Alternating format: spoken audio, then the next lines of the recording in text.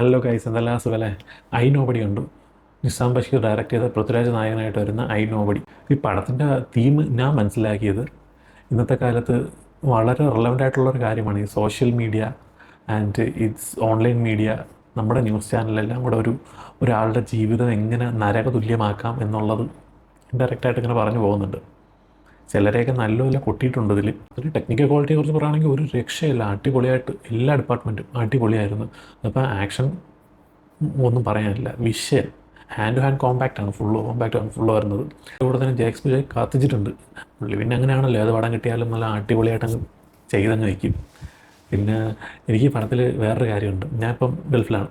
അപ്പോൾ ഞാൻ പണ്ട് കറങ്ങി നടന്ന സ്ഥലങ്ങളും അന്ന് കണ്ട സ്ഥലങ്ങളെല്ലാം കൂടെ ഒരു സിനിമയെ കൂടെ ഇവിടെ ഇരുന്ന് കാണുമ്പോഴത്തേക്ക് ഒരു പ്രത്യേക സന്തോഷം. പിന്നെ ഫസ്റ്റ് ഹാഫ് പോയൊരു ലെവലുണ്ട്, ഒരു രക്ഷയില്ല, അടിപൊളിയായിട്ട് പോയി. ആ ഒരു ലെവലിൽ തന്നെ ഇവർക്ക് ആ ഒരു ലെവൽ വേണ്ട, അതിനെക്കാട്ടി കുറച്ച് താന്നാലും ആ ഒരു മീറ്റർ പിടിച്ചങ്ങ് പോകാൻ പറ്റിയിട്ടുണ്ടെങ്കിൽ പടം കത്തി കയറിയാണ്. പക്ഷേ ഇവർ സെക്കൻഡ് ഹാഫിൽ വേറൊരു ടേൺ എടുത്ത പടത്തിൽ അത് അത്രയ്ക്ക് ആവശ്യമില്ലായിരുന്നു. വേറെ എങ്ങനെയെങ്കിലുമൊക്കെ കൊണ്ടുപോകാമായിരുന്ന ഒരു സ്റ്റോറിയാണത്. പക്ഷേ ആ ഒരു ടേൺ എടുത്ത് ഇവർക്ക് ചിലപ്പോൾ അത് എങ്ങനെ കൊണ്ടുവന്ന് നിർത്തണം എന്നൊരു ഐഡിയ ഇല്ലായ്മയായിരിക്കാം. ഇങ്ങനെ പടം എങ്ങനെയായാലും ലാസ്റ്റ് കലങ്ങി തെളിയണമല്ലോ, അപ്പം അതിന് വേണ്ടി ചെയ്തതാണെന്നാണ് തോന്നുന്നത്. പക്ഷേ ഫസ്റ്റ് ഹാഫ് പോയ ആ ഗ്രാഫിലങ്ങ് പോയിരുന്നെങ്കിൽ അടുത്ത ബ്ലോക്ക് ബസ്റ്റർ ആയത്. ഇപ്പോഴും പടം മോശമൊന്നുമല്ല. ഞാനിപ്പോൾ കുറേ നെഗറ്റീവ് റിവ്യൂ ആയിട്ടാണ് ഞാനിതിപ്പോൾ പടം പോയി കാണുന്നത്. എനിക്ക് ഫസ്റ്റ് ഹാഫ് നല്ലപോലെ ഇഷ്ടപ്പെട്ട്, സെക്കൻഡ് ഹാഫ് ഇഷ്ടപ്പെടായതില്ല, എബോ ആവറേജ് ആയിട്ട് തോന്നി. പടം കാണാത്തവർ ഇനി ഞാൻ പറയാൻ പോകുന്ന കാര്യം കേൾക്കരുത്, സ്പോയിലറാണ്. എനിക്ക് തോന്നിയൊരു ഡൗട്ടാണ് ഈ പടത്തിൽ. ഒരു ബാങ്ക് മോഷണം നടന്ന് പ്രതികൾ 3 പേര് മരിച്ചു. ആകെ അവർ തട്ടിക്കൊണ്ടുപോയ ഒരു ആളാണ് ജീവിച്ചിരിപ്പുള്ളത്.